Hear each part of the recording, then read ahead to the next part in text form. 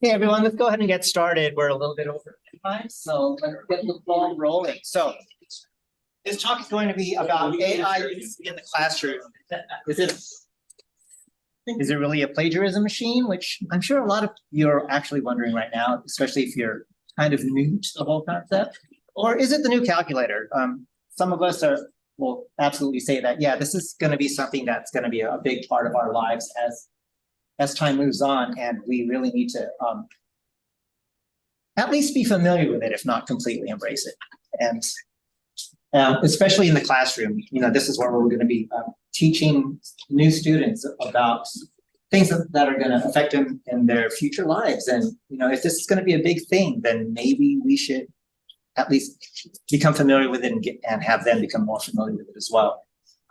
My name is Jay Parangalan. I'm actually just a student here, but I'll do my best. Talk about maybe you're the club president. Oh, okay. So yeah, I am actually a nursing major, believe it or not, but I am the president of the Science and Engineering Club as well, because I'm very interested in science and technology.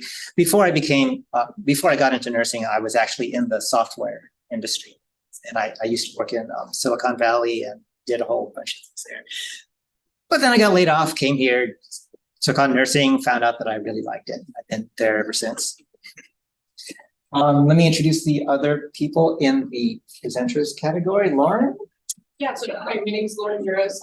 I'm an English instructor here at the facility. I'm Sally Potter, and I am a faculty member in the humanities division. I teach MLS and linguistics and sometimes English. Jason Thomas. I teach biology, microbiology, human biology. Yeah. And Michael Takeda, English instructor. And I do want to mention also that we are all part of an academic senate task force, I guess we are at the moment, or I think we might be a work group. Anyway, that's really looking into artificial intelligence. We do have another member that's a very important member that's here. Also, Liz, you want to just introduce yourself? Hi, Liz Gerard, philosophy instructor and curriculum committee chair elect. I'm also on the task force, and I noped out of the presentation. Apologies. I decided to be a member of the audience instead. We can add your name. I'm very happy to have Jay as a part of the group. We have had some other students rotate in and out because it's been very instructive for me to have the student lens in this discussion as we come up with guidelines and potentially some policies upcoming this spring as it involves AI. And then also it's Liz being the curriculum chair elect is very important because there are a lot of curricular implications with this. So I think it's been very important to have her participation as well. So anyway. All right. So yeah, basically this is the question that I really doubt we could fully answer, but we're going to tackle this question, and spoiler alert, it's both.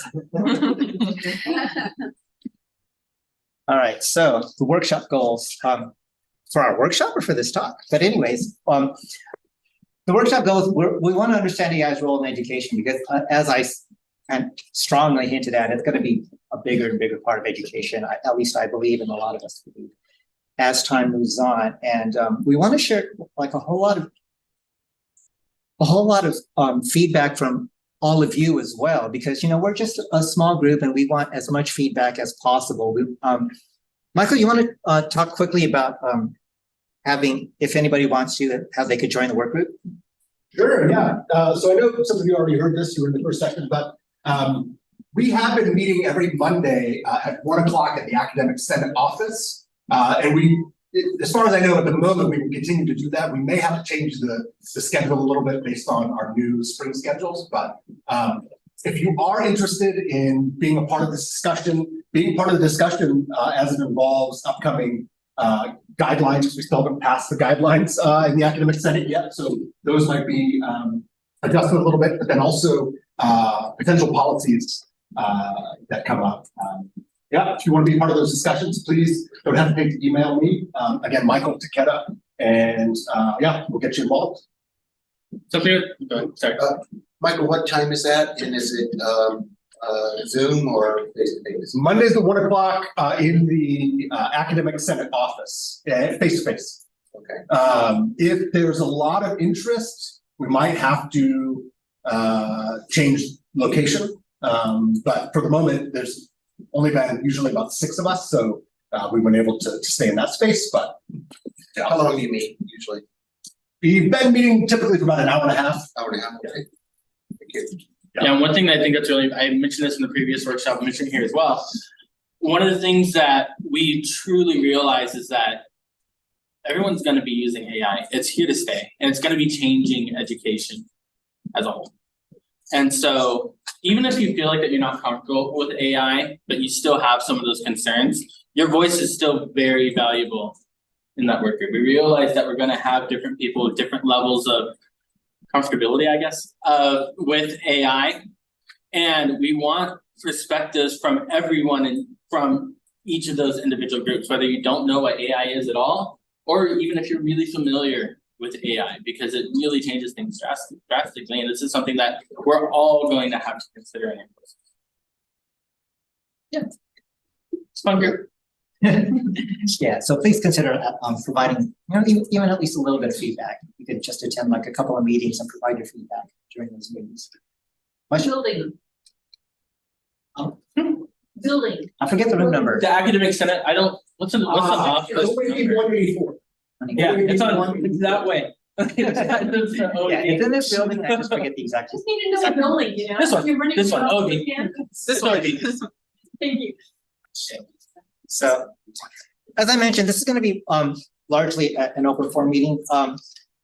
So we want, again, a lot of input from you, especially, well, not especially the ones who are very familiar with AI, but actually especially the ones who are only vaguely familiar with AI. So I pose the question to you all: what's your current understanding and expectation of AI in education? Anybody have some input on that? Like, what have you heard about AI? Have you heard that it's nothing but a cheat machine? Have you heard that it can actually be used for the greater good? I have full expectation that it will replace me someday. I'm not smart enough to pass the bar exam.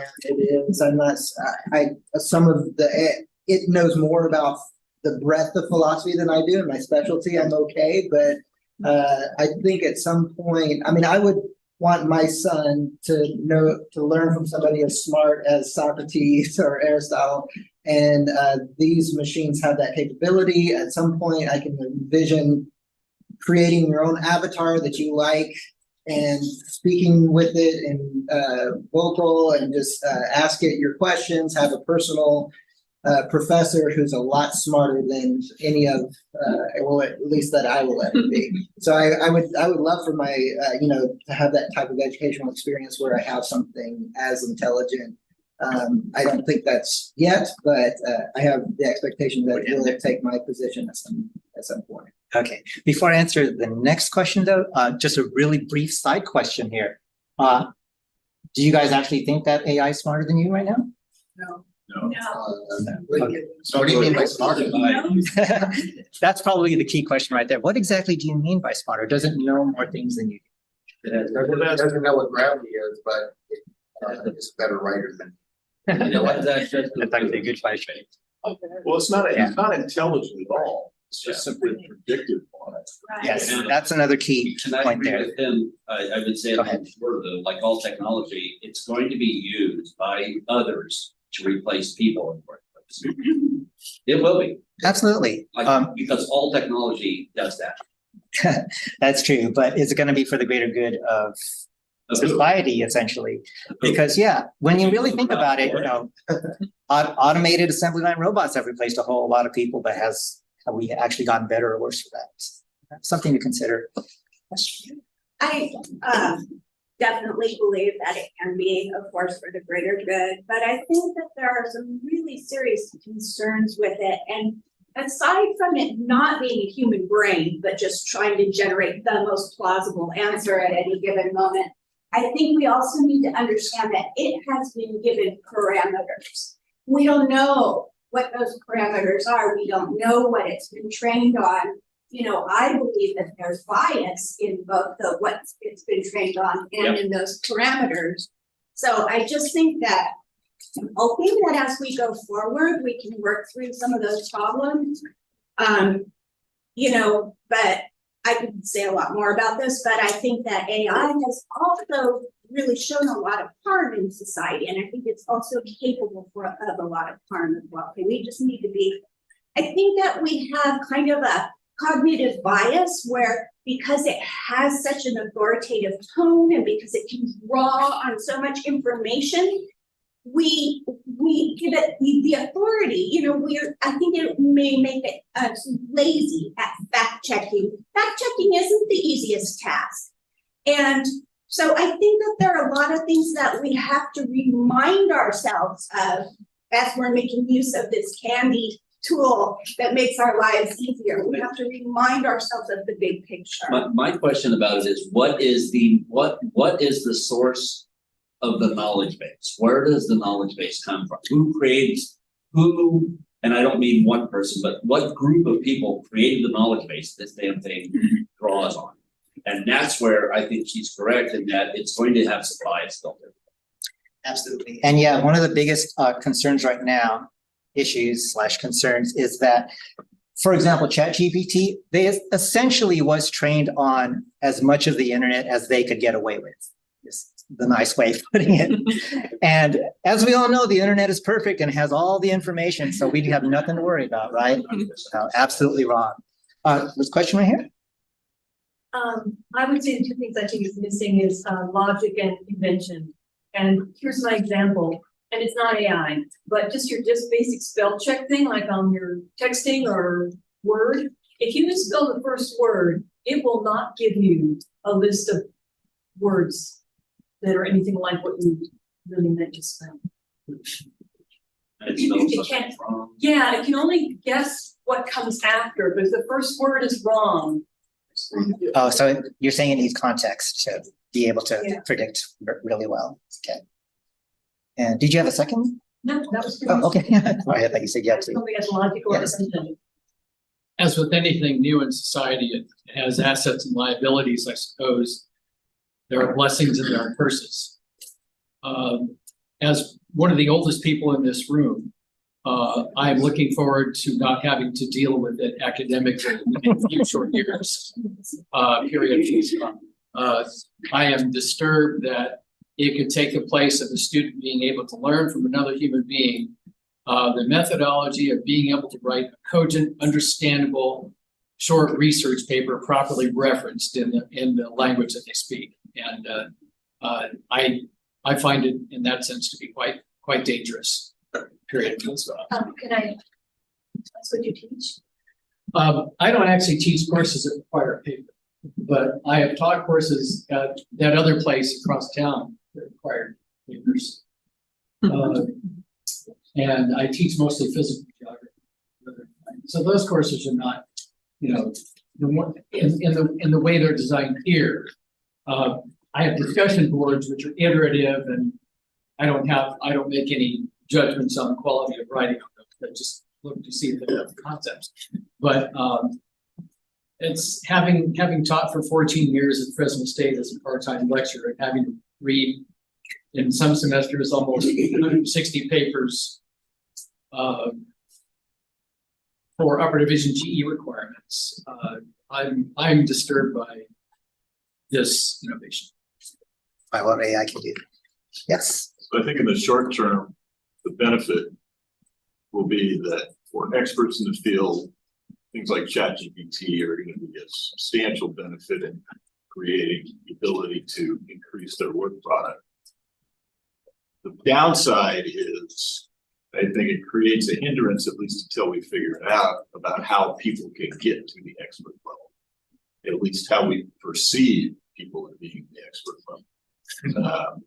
Long term, if we end up with a general AI model, I think that's wrong. That's not what LLM is. That's correct. If you don't know what that is, so there's two concepts in AI. There's artificial intelligence and there's artificial general intelligence.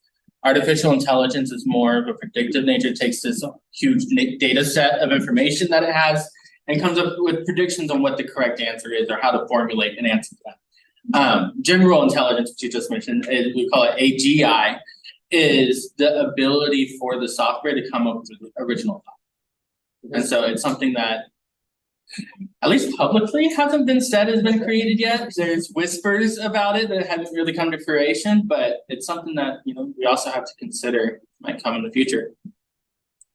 This one last thing, people like us were pretty quiet, and what I mean by people like us is people in positions like ours. We're pretty quiet when workers were getting replaced by robots, because it didn't affect us. Are we gonna be just as quiet if AI does start replacing people like us? I'm not. Yeah, it's definitely a whole new conversation if it's now you who's going to be replaced And instead of I say that, you auto can see worker. the effect of people being replaced by robots. You can see the effect in town, in major cities like Detroit and Chicago. Okay, you can see the effect. Okay, it's, you know, the people that live in those towns don't have the jobs they used to have. And you can see that has not been a good thing for those places. You know, that's a great question, Bill, but aren't our social scientists in this room working on that right now? I hope, right? I hope they are. But that's why we're here today, right? We're having this conversation. I don't think it's lost in anyone in this room that this changes education. It changes what our role is in this position. And we have to consider this is a tool that's going to be used, it's already being used in the workforce. And so we need to figure out what our responsibilities are as educators with this tool in mind, that it's going to be available for our students who are going out into that workforce. Go ahead. Oh, go ahead. One more thing. So I think that we also need to think about what's valuable to students. You know, if we're saying, well, you know, AI can help them to do this thing. And, you know, we have objectives where students are supposed to do something for an objective. I see it as though the process, the work that they do with their brains is the actual value, because that's developing them. And you know, I teach English, and I think that every aspect of the writing process, from generating ideas, seeing connections, even struggling with a sentence, you know, struggling with word choices, all of these things that we're saying, okay, well, it's okay for AI to help with those steps. And so that's my concern. I don't want to make it onerous for students who really don't care about having their own relationship to language, you know. And that's another thing. I feel like AI kind of reinforces an idea in society that writing is just something about, you know, it's not that important, right? But I do feel like that work. I feel like whenever I write, it really enhances my ability to think. I don't think there's anything that can develop your critical thinking the way writing can. And so I think, you know, we have to be careful not to steal that from students. Absolutely. For instance, I agree with you. So yeah, you'll find that AI is kind of a double-edged blade in a lot of areas. I mean, we want the students to be familiar with it, but we don't want them to get carried away and just use it to think for them. But AI can be an excellent tool to help students figure out how to think for themselves. And critical thinking was mentioned in the previous presentation. And that's going to be, you know, as AI gets more and more used, that's going to be a more and more important thing that's a more and more important skill for students to develop, because you'll see right at the front page of ChatGPT, it says ChatGPT can be wrong. Please check the information that it gives you. And if students do not do that, they're going to make a lot of really bad mistakes and a lot of sometimes not so obvious mistakes. Because one thing that is often said about AI is that it can give you a really bad answer very confidently. It's really sure that the bad answer that it gave you is a good answer. With false citations. With false citations, yes, absolutely. All right, so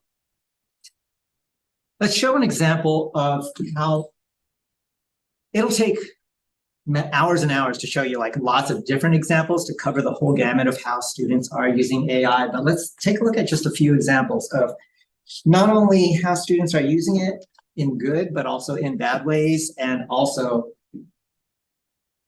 let me pose a question to you all. How do some of you think students are using AI? There. So, hi y'all, I'm English instructor.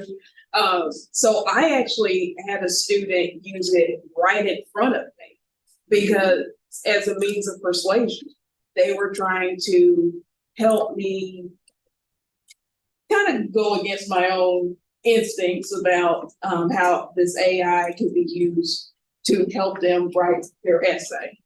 And so I watched it play out. And on the surface, I couldn't find anything structurally wrong with what it spit out. But knowing that the student used this technology to write their essay in the end, it was disappointing. It was absolutely disappointing because the student didn't need to. They just felt so unconfident about their writing and language sentence level construction that they deferred to this AI, added little pieces here and there of their own words for that razzle dazzle, but it was ultimately a boring essay to read. One of the most boring 3 pages of writing I've ever read. But it was structurally sound and grammatically solid. That actually goes towards something that I was going to bring forth later on, but let's go ahead and dive into that now. Is that, how do you think a student could have used AI in that situation in a good way, instead of in a way to just generate their unoriginal, boring essay? How could they maybe utilize it better? Uh-huh. I think they could have utilized it better as a brainstorming opportunity. Let ChatGPT or whatever AI thing they were using generate content for them so they can see how to organize their ideas for the essay. But that probably would be about as far as it would go for me. I was still kind of suspicious of the citations and sources they were using. I didn't find the sources to be particularly nuanced, in my opinion, especially for a topic that was that timely and that relevant. Something like social media and TikTok, I'm like, I think you could have gone a little bit further with these sources. But I liked it from a brainstorming standpoint. And then using that as a leaping off point for the student to be able to generate their own ideas and perspectives on something that they already knew, something that they already used. So yeah, that's exactly one of the things that I was going to suggest that is a really good use for AI for students. First of all, it's just brainstorming ideas, coming up with an outline, taking their ideas, and you could easily ask ChatGPT to say, okay, give me an outline of some ideas, but you could also say, here are my ideas. Can you critique them for me? Can you come up with alternates to those ideas that might seem more interesting or more relevant? Other ways that I was going to suggest using AI for students anyways, not specifically you guys, is to, for example, AI is actually really good at the technical aspects. So you could use AI to check your spelling and grammar and punctuation and all that good stuff as well. So yeah, a really good ethical way of using, of students using AI that I was going to present to you, but hey, we're already talking about it.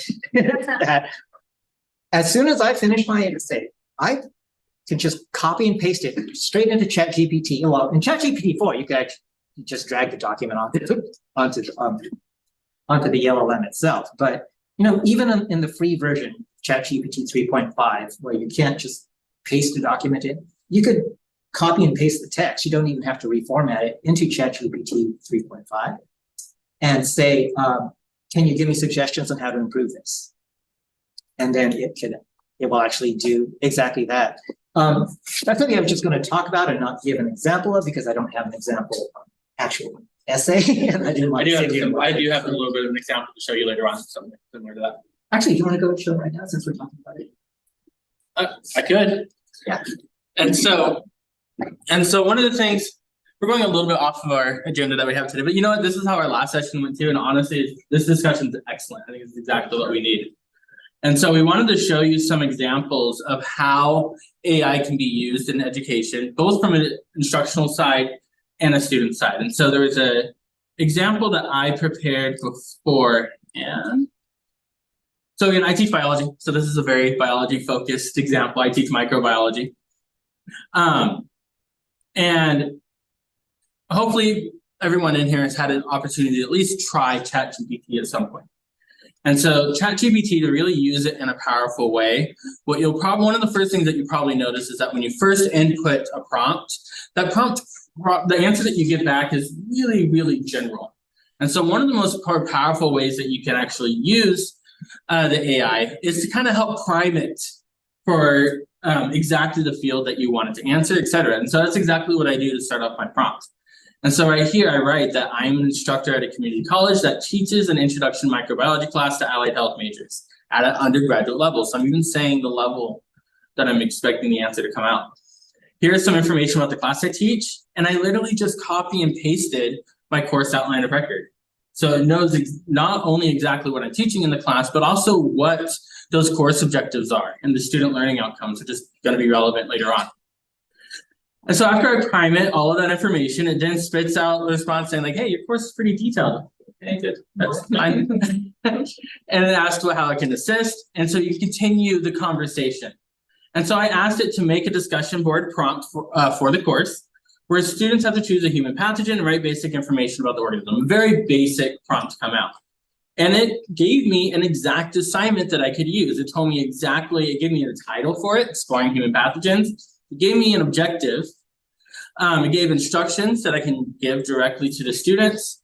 It even put portions in here where I can insert in the due dates, et cetera. So it gives me exactly what I would need to build this in my course. Now, I will say that as an expert in my field, when I read over this prompt, it was not good enough as it is. Like you were saying earlier, like how you had the essay, it was the most boring paper you ever read. I would have to go through this and I would probably have to change it pretty substantially, but it gives me something to start with. Then I realized that I need more for this. And so, for example, I need a rubric that I can use to assess my students. So I can give my students, and ChatGPT will do exactly that. I asked it to give me a rubric for that assignment it created and put it into a table. And it gave me an entire rubric that I can use in order to give that to my students. Not only that, but I even asked it to give me an example response that I could provide my students. Now, again, as I read through the example response, it sucked. It wasn't very good. But again, it gave me something to start out with. It, for the most part, addressed the prompt where it could. And it's something that could save a lot of time for generating something for my class. Now, this is where some of the more kind of student-focused stuff comes in, where this can actually be stuff that can help students. With all the information that I got, one of the things that I can ask ChatGPT directly is to take that example prompt and evaluate it against that rubric. Now, you can look at this in the other end. Maybe a student can come into ChatGPT, put in your prompt for the assignment, put in their answer, and have ChatGPT evaluate their answer against the rubric. And so they can see where those deficits are and where they need to improve on that prompt that they written. They can get immediate feedback. Not necessarily always going to be the best feedback, but it is something that can at least help the student reflect on their assignment and see if there are areas that they can improve on. I even asked ChatGPT directly, what are some of the weak points in your own example response? And it gave me a bunch of different weak points on where it could have been more detailed in its response and given a better answer. Not only that, but then you can ask it to rewrite the sample response. Hopefully if your students are doing this, they're rewriting the response themselves, but it will do that for you. And then as an instructor, here's some of the things that are also very helpful if we're evaluating our course objectives and SLOs. Remember, I put my course outline of record in here. So I can take that assignment prompt and I can say, here's the prompt. How does this prompt directly address those SLOs and course objectives? And it not only tells me exactly which learning objectives that it addresses, but it gives me a small explanation on how it addresses those SLOs. And then I believe this is the last one I have on this page, is one of the questions I always like to ask ChatGPT if I am doing something on this is how can I make the prompt more difficult for AIs and LLMs to be able to answer it? And it will give you some suggestions on how you can edit that prompt for exactly that. A lot of times what it's going to come up with is, you can see that it's asking for specific case studies. Not so sure about that. I think the LLMs might be able to put some case studies in there. But also what you see a lot of times is that it will ask you to look at recent research because AIs have a limited data set back from 2021. It's improving. In fact, one of the things you mentioned is that when you read the paper, some of it didn't seem very current. Chances are it wasn't. It was basing that information off of old data before TikTok. I don't remember when TikTok really blew up, but it was probably before that, with the information that it was using. It's also going to very often, a lot of times, to put some personal reflections in there and personal connections in there. Because of course, this is just using it off of the training data. It doesn't have those personal connections. So it might be able to make something up, but it's going to be difficult for it to make those personal connections. Is there any questions about? Yeah. So going back to my point between experts, people who are not experts. Clearly, this is a great tool for an expert. Yes. It's going to improve the productivity.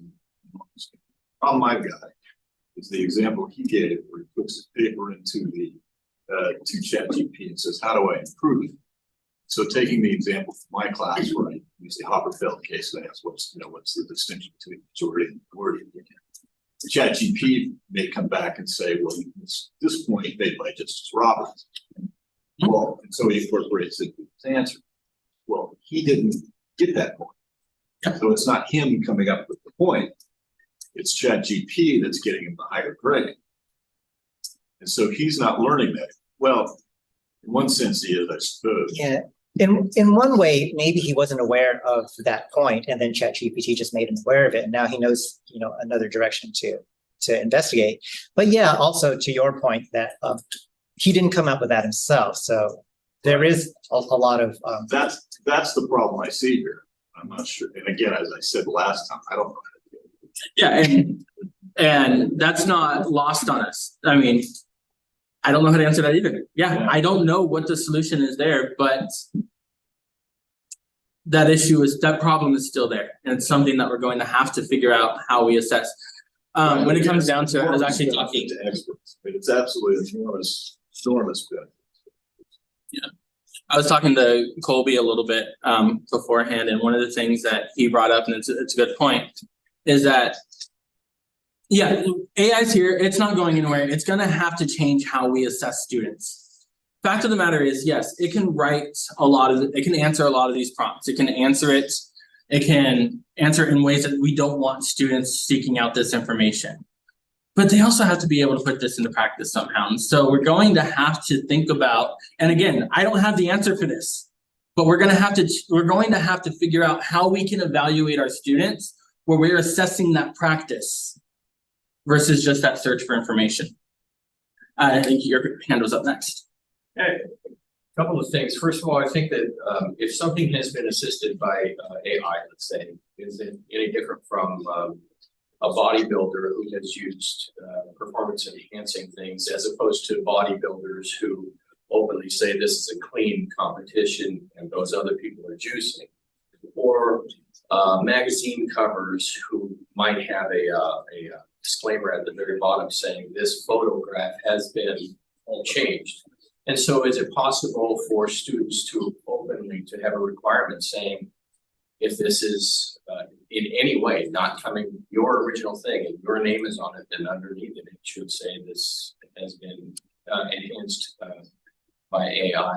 Secondly, I wonder about the impact on educators themselves. We're talking about students and so forth, but on educators' cognition in the sense that, like you said several times, it gives me something to start with. But before AI, every educator had to come up with that thing themselves by talking to other educators, by still seeking out sources that they didn't, but getting ideas. The thing is that when there is some evidence to suggest, let's say that recent toys that dance around for you are really cute, and you give it to the 3-year-old, but there's no painting, there's no construction of the toy, there's no thought involved and so forth. It just does things for you and very, very entertaining and neat. But what's lost in the cognition? And I would put the same question to educators. Like, what's lost in that original generation of coming up with it on your own instead of relying upon this? It's just something. It's absolutely something to think about. Coming at it from another perspective, though, you could also ask yourself, are you coming up with something original if you, like, for example, do a Google search, or you're trying to research something at a library and you saw something else that you hadn't thought of before, but you came up with it during your actual research at the library. So yeah, it is. You can definitely see it going both ways, but yeah, the AI definitely is something that is making things just so much easier and maybe a little bit too easy sometimes for coming up with these things. And one thing that AI definitely is a huge improvement over just a plain Google search is that it can summarize an entire Google search very well and very concisely. And instead of seeing, 1,000 links to 1,000 different articles that you have to go in and search and read on yourself, it'll just give you a summary of all 1,000 articles right there for you. Yes. So I had a lot of students misuse this technology last semester, and I would just it gave me a lot of opportunities to talk to students. And so I would say, hey, I'm going to give you a 0 right now on this, but I want to talk to you first and let's talk it through. And the thing, because I wanted to know why they were using it. And the thing that kept coming up in the conversations was a lot of students were just really afraid of their own voice, like we were mentioning before. They didn't trust their writing. They didn't trust that. And then there was some procrastination, and it's an easy tool that is the last thing. So I was thinking, in this semester, how do I address that idea of students not trusting their voice and then the procrastination? And so I completely revamped all my assignments over the break. I have an introduction that they have to complete a module on AI before they go into it, and I'm embracing AI with it. So with my formal writing, I'm scaffolding because I don't want to wait till that last minute thing. So I'm giving them easier chunks to do along the way. So I'm saying in informal language, give me your notes on this lecture, give me your notes on this article, and that a child could understand. ChatGPT has a little bit harder time with speaking like a child would understand, although you can adjust it. But that would be one stage of the formal writing, then another stage so they don't feel overwhelmed to turn to that. And then for a lot of weekly assignments, I'm trying to let them trust their voice more by giving me their kind of raw ideas without the formal element, which I admit gives away a lot. And I love formal writing. I think, writing makes someone an exact man. I can't remember the quote now. I like myself formal writing, but I was not getting the results I wanted. So now I'm kind of looking back for this informal, like, listen to my lecture, take some notes on it, tell me words that you would explain to someone who's never heard this before. Just a very kind of, I'm wanting them to get the content. I'm wanting them to think through it. And then the formal stuff can come later. And so with the writing assignment, I'm saying, okay, now you've taken all these notes, plug it into ChatGPT, give me a paper, and then tell me what you would have done differently on the paper had you written it. And so I'm trying to get them to do this kind of thinking, but still using the technology. And I had to get away from something I really like, formal writing, and I think it's very valuable, but I had to move away from that in some of my other assignments. So I don't know how, and I'm just telling you this as a student, I don't know if that would help.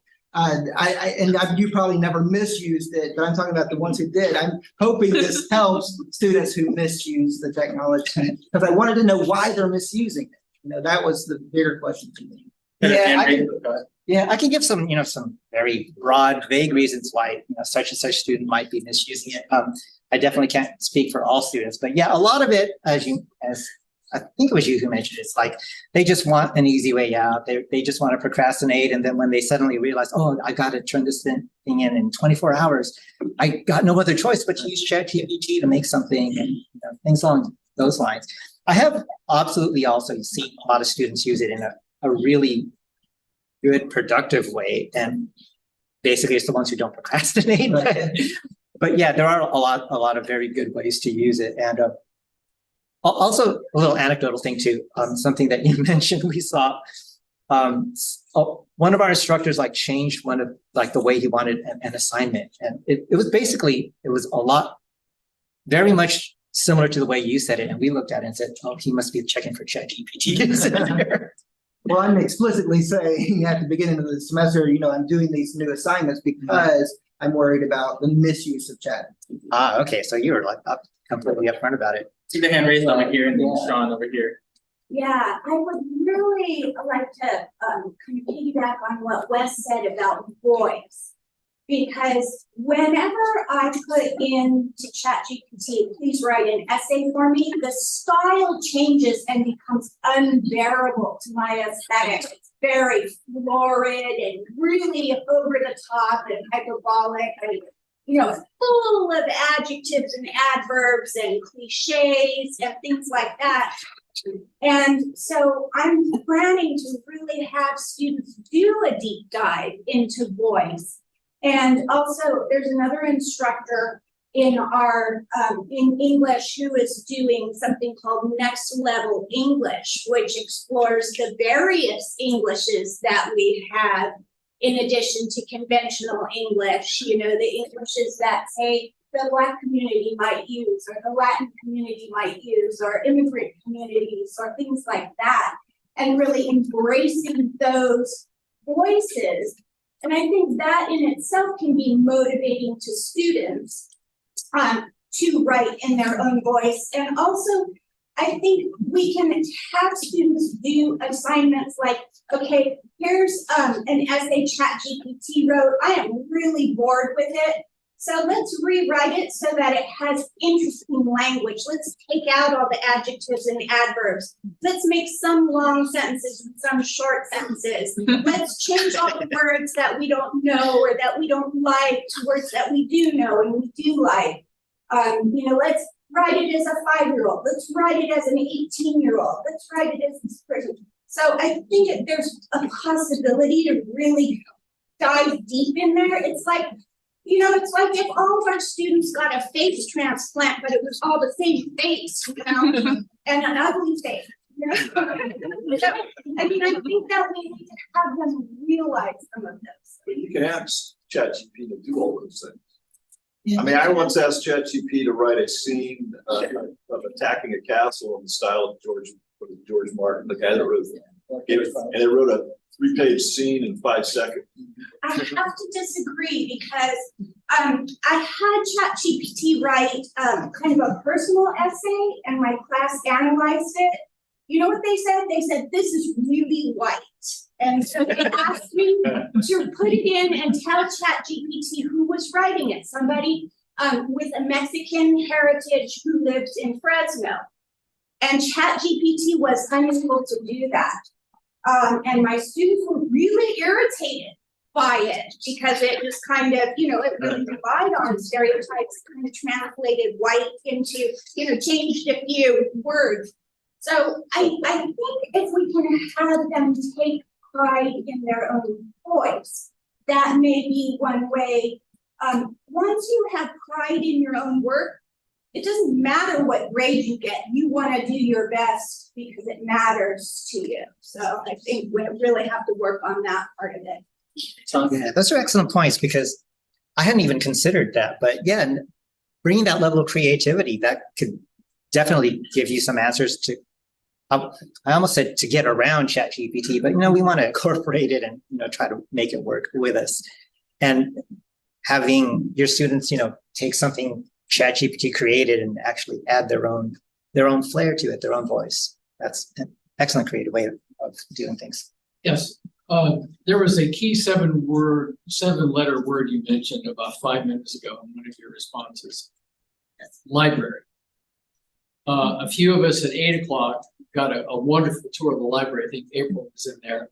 And having not thoroughly been briefed on what a library in this day and age can do for students, I really appreciated that 8 o'clock session. Students should have a tour of a library where intelligence is not artificial. I know a lot of students who would definitely benefit from knowing what an actual library is. I know I'm gonna try to incentivize myself to arrange for a personal tour of a library for all my classes. I think what I'm hearing a lot in regards to working with students as a counselor in regards to usage of AI and plagiarism or copying in general is a confidence issue. Our students sometimes don't feel like they are able to produce work, or they don't feel like they're smart enough to produce their own work that would be good enough for classes.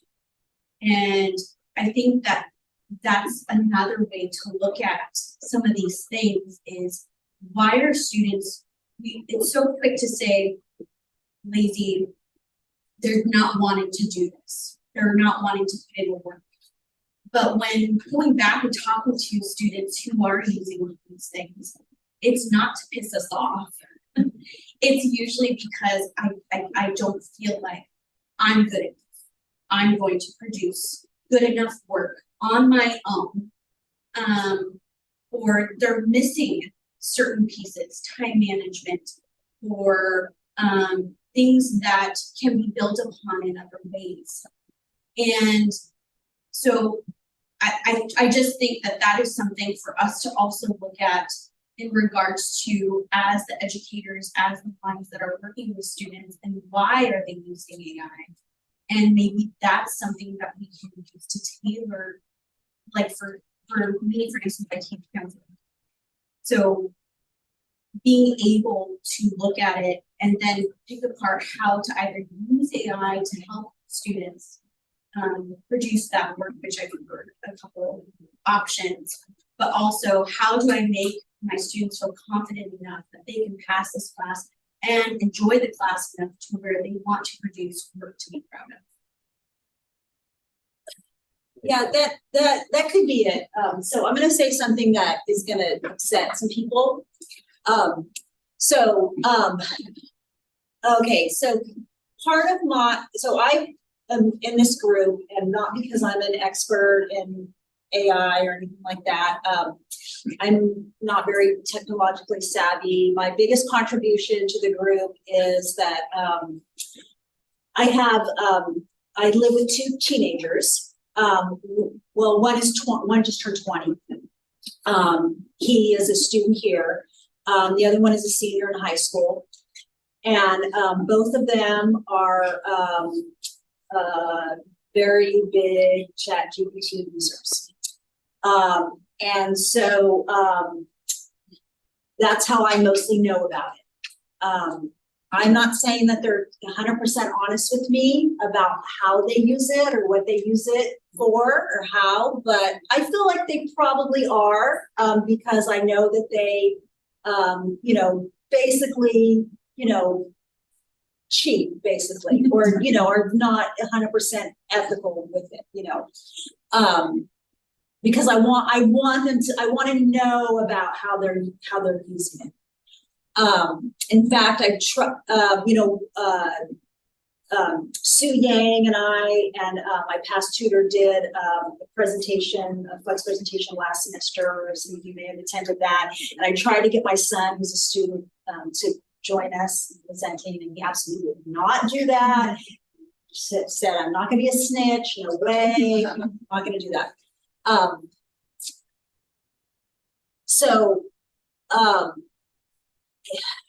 From my children's perspective, one of the reasons why they use it a lot is because, and I teach a lot of online classes, I'm very, very guilty of this, is that I think from their perspective, we assign a lot of busy work.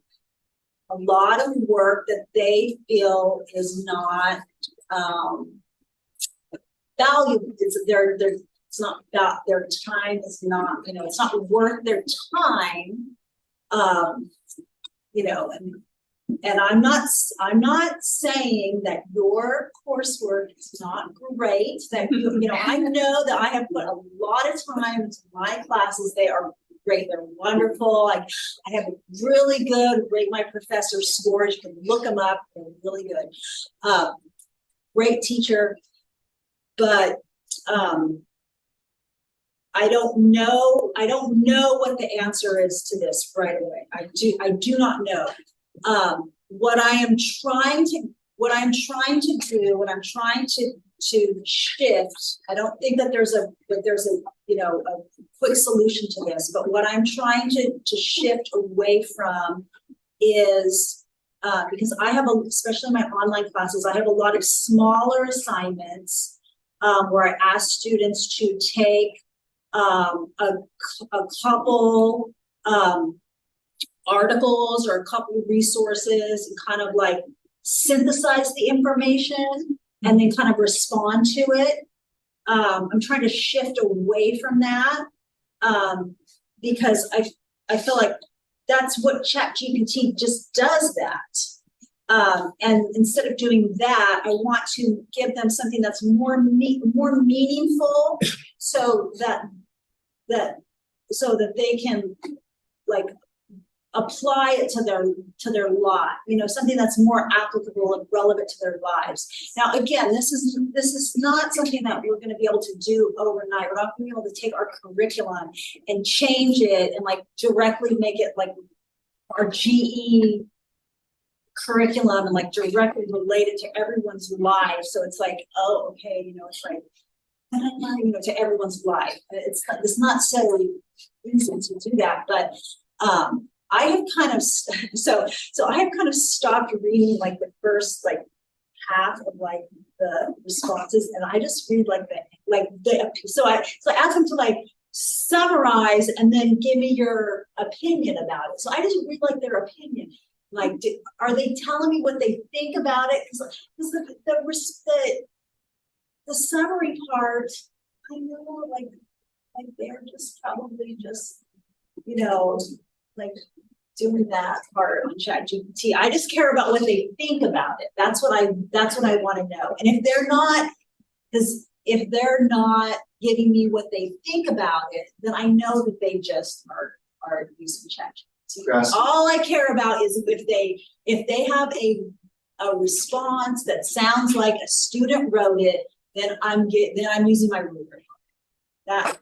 So that's my solution right now. I don't know if it's the most, if it's a good solution or not, but that's kind of what I'm doing.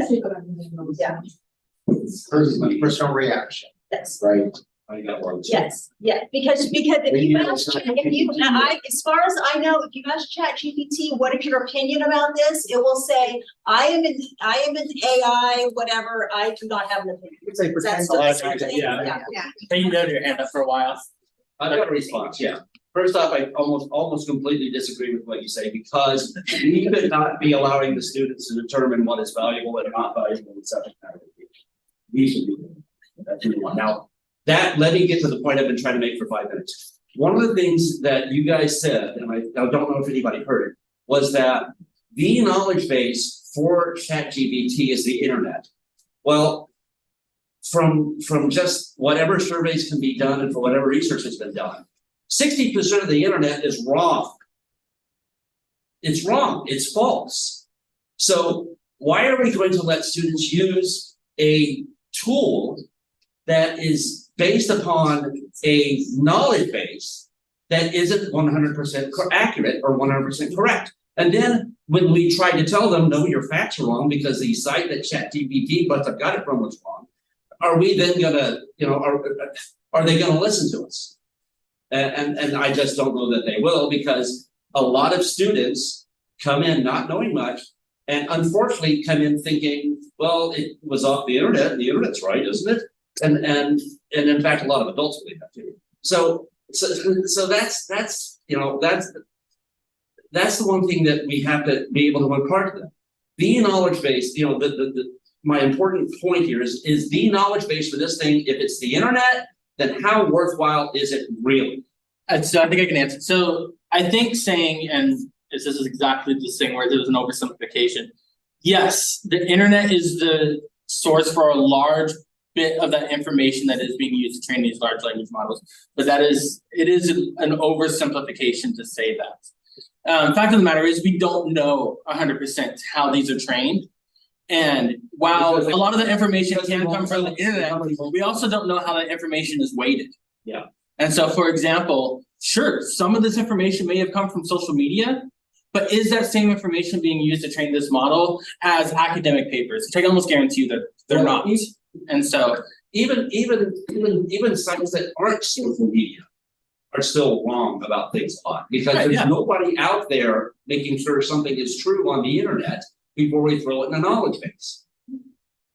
Right, and that's what I was just saying, is like saying that it's coming from the internet, I wouldn't take that as a whole saying that, yes, AI is going to be wrong. It's going to be confidently wrong. Yes. Which is a large problem with it, which is why we need to teach our students. So Sally was talking a lot about the ethics of this. I progressed our slides talking about ethics because we actually hit the majority of these points just in our discussion here. The way that I look at it as an educator in my classes now, in this landscape that we're in right now, that my role as an instructor is that, especially as a college instructor, is that we're teaching adults here. And they have to make that decision on how they're going to learn. And what as I can do as an educator, and is what I can do as a mentor to those students, is to talk about them about those ethical implications, how to approach things. I give my students some resources on how to use AI ethically. And so, for example, I can provide a link to this. I don't think we have enough time to show it, but one of the things I do with my students, I teach them how to make, I showed you in the previous presentation, how to make practice questions and stuff like that. They might still choose to use that unethically, and that's a decision that they're going to make. But at least in this landscape right now, I think the best thing that I can do as an educator is to allow them to make that decision and know what the consequences of that decision is. So I think you're So I think that a big part of switching up what we do is to teach students how to fact check. And I feel like I need to learn a lot more about how to fact check. I mean, I do what most of us do, Google it and trust certain sources and not trust other sources, but I think there's more of a science to fact checking. And I feel like I need to learn that and teach that to my students, because misinformation is a real problem. Yeah, that's something you'll hear a lot when it comes to AI and its use, especially its ethical use. Is first of all, always check the facts that it gives you, because as we have said 3 times now, it'll very confidently give you incorrect facts if it believes that they are correct. Another thing in terms of writing, sorry, I'm talking so much that matters to me. But another thing in terms of writing is that I find that, yeah, it can write a summary, but I'm not happy with that summary. So I feel like we work with students on that. But also, you know, it's not really capable of writing in-depth, longer essay assignments very well. ChatGPT isn't anyway. And I feel like I'm kind of having to up the game for students, because in the past I wanted to be very encouraging of students. I gave smaller, easier assignments that build. But last semester I found that those small, easy assignments were really easy to feed into ChatGPT and get a passing grade.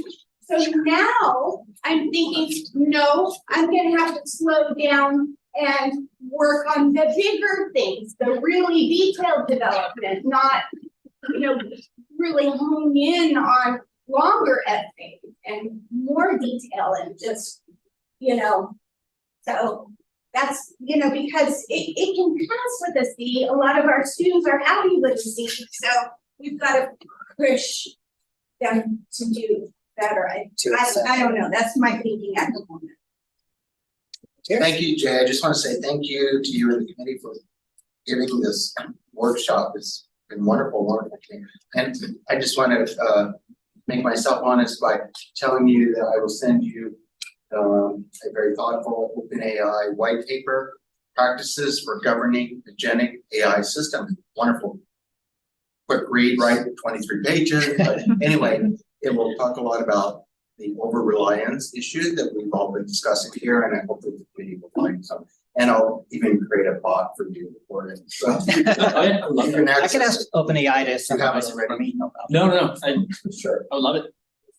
But yeah, we always appreciate additional feedback. And Yeah, I mean, a huge, issue here is that in order to really, teach our students, we have to be more, I think everyone can agree that we are more needed, right? We have to be more hands-on with our students, not less. We need smaller classes. We cannot be, we have to have not larger classes in order to monitor this. We have to scaffold more. So when our next contract comes around, for example, we need to push for maybe getting something in our contract that says we need a smaller class. We need to, push for smaller class sizes in our contract maybe because of this. So, that's one thing that we can maybe ask for, push for something like that. Because this is something that you can't, if you have like LGI, or 60 students in your class or 40 students in your class, an online class, it's impossible, and you're teaching 5 classes, this is impossible to be able to monitor this. It's or you're an adjunct and you're teaching at in three different districts and you have 6 classes. This is not possible to monitor this. So this is just the reality that our administration is going to have to come to. Yes. All right, and I did think just kind of off of this topic, but I think that as a college, we need to have clearer protocols for if students are not using it ethically, how we address that. I don't want my job to be, studying each student's essay and then trying to quiz them on it to catch them. I don't want that to be my job.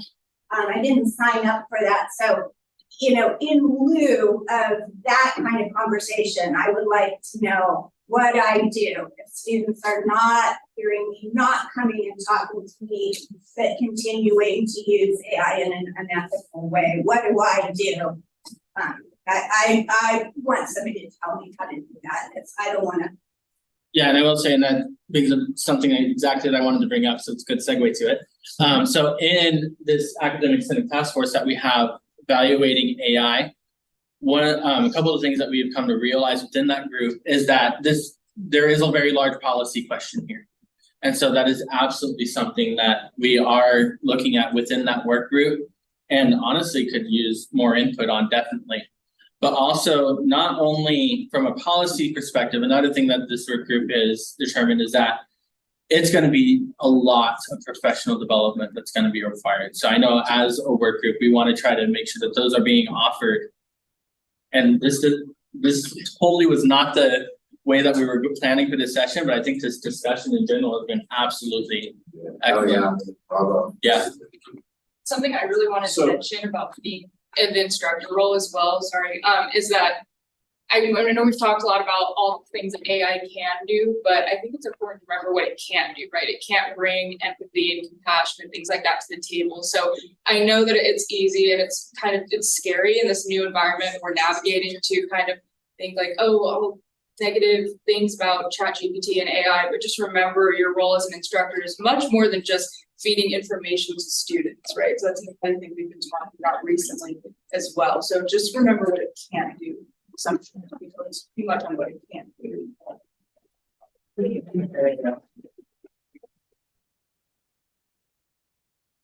Okay, so I think here's a little bit, going back to his statement about we should stop it. I think there's a preliminary question. I think the preliminary question kind of answers his question, and that is, can you stop it? And the answer is no, you can't stop it. And so the next question is, can you recognize it? And the answer appears to be, I can tell, no. I would say just sometimes, but It's only gonna get. but that sometimes is dangerous, right? So then the only focus then we should focus on is how to create assignments, to work around it. What is our role in The our answer. and I don't know if the rest of the group can agree with this, my personal view on it is that the question that I think that we should be asking is what is our role now? And how do we adapt to it? Yeah, I fully agree that this is something that we are not going to be able to, I mean, there's wearables that are coming now that even in in-person classes, I mean, the Ray-Ban just came out with the partnership with Meta, where it's built into sunglasses, like the prescription sunglasses. So what do you do when you have a student say, oh, you gotta take those off? Well, I can't see now. How are we going to stop that, you know? Yeah. So, just real quickly, so that we could move on to this, if we need to, just to finish up the students' view of this. Basically, from what I'm gathering, from what all we said, and from my own point of view on it, is that AI is here to stay. Students are going to keep using it. I'm definitely going to keep using it. I'm going to be using it, obviously, in as ethical manner as is possible, but there are definitely going to be students who are just not going to use it ethically. They're going to absolutely just use it unethically. And I believe that the students who are going to use it unethically, they're just going to keep doing that because they would have found a way to do something else without AI and do that unethically as well. Anyway, so yeah, I completely agree with the whole idea that we should try to maybe not fully embrace it, but at least acknowledge and accept it, that it's going to be here to stay. And we got to figure out, creativity sounds like a really good way to, think of creative ways to either implement it or work around it if you have to. But yeah, think of creative ways to do it. And also, one thing that I've heard from a lot of my fellow students is that creative thinking basically is one of the key things that we're using AI for. It's like, have it essentially challenge us to come up with ways to, well, the most obvious thing is to figure out ways that it's wrong. So, every time it comes up with an answer, the first thing we do, those of us who are like using it properly, is we double check it, we fact check it, we assume that it's wrong and try to figure out if, in what ways it is wrong. And then we sometimes use it to figure out how it's wrong, but yeah, it's essentially a tool that we iterate with, just like a computer, just like Google, just like any other database. It's a software tool that we'll just iterate on and use it to improve our knowledge. And it is excellent for that. And it's going to continue being excellent for that because it's just getting better and better every year.